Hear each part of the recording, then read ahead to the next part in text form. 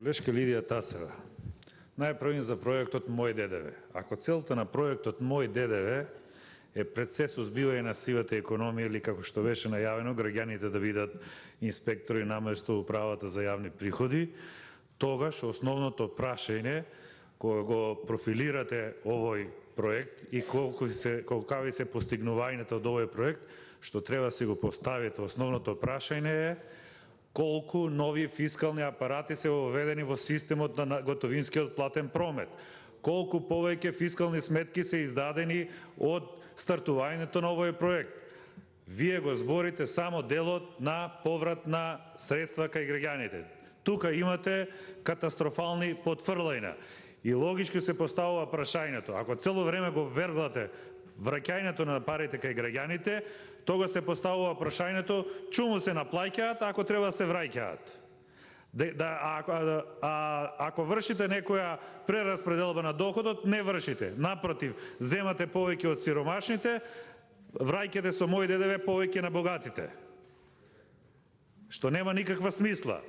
Значи, основното прашање што треба да се постави кога е во прашање дали овој проект ги остварува своите цели, дали има нови фискални апарати за регистрирање на готовински платен промет, дали има надфрлање на бројот и вредноста на издадените фискални сметки. Онаа што го спомнувате околу ДДВ-то наплатено во буџетот е вкупното ДДВ и тоа знаело во различни години, во различни месеци да има пикови и да има потфрлања. ДДВ-то е општ потрошувачки данок кој што се наплаќа во сите фази на процесот на производство, трговијата и угостителството. Онаа што го збориме ние за поврат, за Мој ДДВ е делот од ДДВ-то што се наплаќа при обавување на готовински платен промет.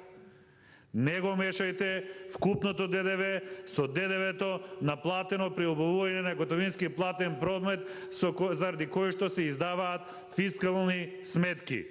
Основното прашање, повторувам, треба да биде колку вредносно и бројчено се издадени фискални сметки од стартувањето на овој проект, колку нови фискални апарати се влезени во системот на регистрација на готовинскиот платен промет.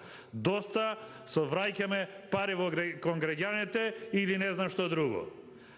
Ребаланс, велите, се прави за прв пат, не се прави ради потфрлање на буџетските приходи. Па проблемот е не се прави ради потфрлање на буџетските приходи, што нема дадена корекција на приходна и на расходна страна. Инаку, за 2/3 од годината имате потфрлање од 166 милиони евра во наплатата на буџетските приходи. Под предпоставка на подеднаква динамика на реализација на буџетските приходи, ќе фалат во буџетот 250 милиони евра. Па проблемот е што ребалансот не се прави заради тоа. Околу буџетскиот дефицит дека не се зголемува, ако останете на 30% реализација на капиталните расходи, нема да стигнете ни тоа да го остварите во буџетскиот дефицит. Меѓутоа, тоа не е целта. Целта е онаа што е планирано како капитални расходи да се реализираат. Викате, ја задржува својата развојна компонента. Како ја задржува кога кратите 53 милиони евра од капитални расходи, а носите 69 милиони евра на тековни трансфери? Тоа ли е развојната компонента на овој ребаланс на буџет?